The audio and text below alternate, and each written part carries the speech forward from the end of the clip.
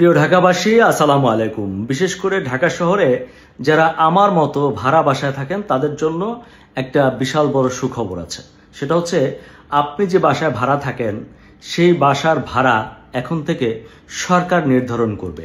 আপনি যে এলাকায় বসবাস করেন সেই এলাকায় সিটি কর্পোরেশনের আপনি যে টাইপের নাগরিক সুবিধা পান তার উপর নির্ভর করবে যে আপনার বাসা ভাড়া কত হবে। এবং আপনার বাড়িওয়ালা চাইলেই এখন আর বছরে 2বার 3বার কিংবা একবার বাসা ভাড়া বাড়াতে পারবে না। সেটা বাড়াতে হলে সিটি কর্পোরেশনের অনুমতি লাগবে।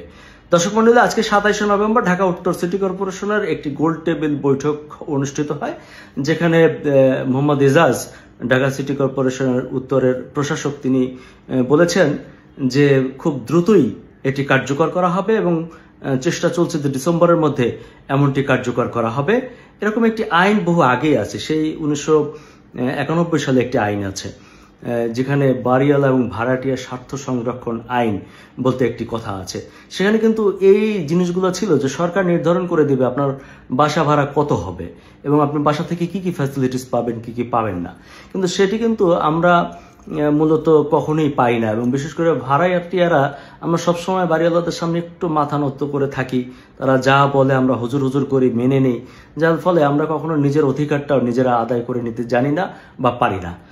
আর এজন্যই এবার সরকার এই সিদ্ধান্ত নিয়েছে যে একদম স্পষ্ট এবং ক্লিয়ার থাকবে যে কোন এলাকায় আপনি বসবাস করছেন, আপনার হোল্ডিং নাম্বার কত, এবং আরেকটা ব্যাপার যে এই বাড়ির হোল্ডিং চার্জ কত, অর্থাৎ কত টাকা সরকারকে ট্যাক্স দেয়, সেটাও কিন্তু বাড়িওয়ালা আপনাকে জানাতে বাধ্য এবং আপনি সেটা জেনে নিতে পারবেন। সেই অনুসারে কিন্তু আপনার ভাড়া নির্ধারিত হবে এবং আপনি ওখানে কি কি নাগরিক সুবিধা পান, সেটি প্রপারলি পান কিনা সেটাও কিন্তু সিটি কর্পোরেশন থেকে মেনটেন করা হবে। তো সব মিলিয়ে একটা সুখবর বলা যায় যে আমরা হয়তো এখন যারা ভাড়া থাকবো তারা বাড়িওয়ালাদের অত কথায় চলতে হবে না। এখানে আর কয়েকটা বিষয় আছে, যেমন আজকে গোল টেবিল বৈঠকে আলোচনা হয়েছে যে বাড়িওয়ালা যা খুশি তাই করেন এবং বিভিন্ন সময় ভাড়াটিয়াদেরকে বিভিন্ন চাপের মধ্যে রাখেন।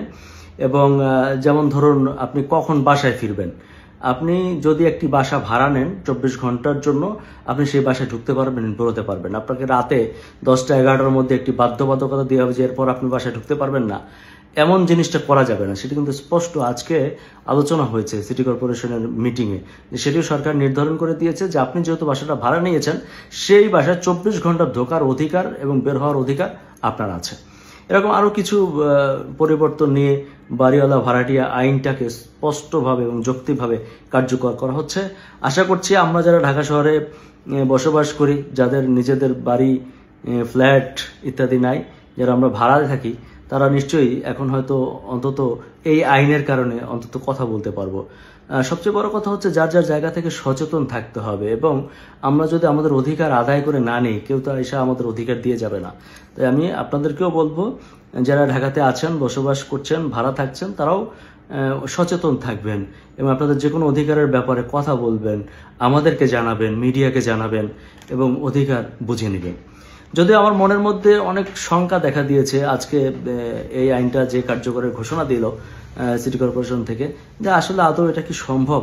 কারণ আমাদের দেশের ঢাকা শহরের বাড়িওয়ালারা তারা নিজেদেরকে বিশাল বড় জমিদার মনে করেন এবং ওনারা যা খুশি তাই করে ফেলেন, যা খুশি তাই একটা আইন জারি করে দেন এবং তারা বিশাল নীতিমালা নিজেরাই লেখা ফেলান।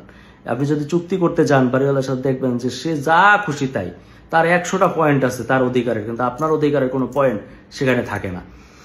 এই দেশে কিংবা এই শহরে সেক্ষেত্রে এই আইন কতটা কার্যকর হবে এটা নিয়ে আমার সন্দেহ আছে। যাই হোক, একটা ভালো উদ্যোগ আশা করছি হবে এবং আমাদের আশায় তো বুক বাঁধতেই হবে। আমিও আশায় থাকলাম যে এটি নিশ্চয়ই সরকার কার্যকর করবে এবং সেই কার্যকরের সাথে আমরা সবাই থাকবো, আপনি আমি আমরা সবাই থাকবো। কথা হবে আবার। খোদা হাফেজ।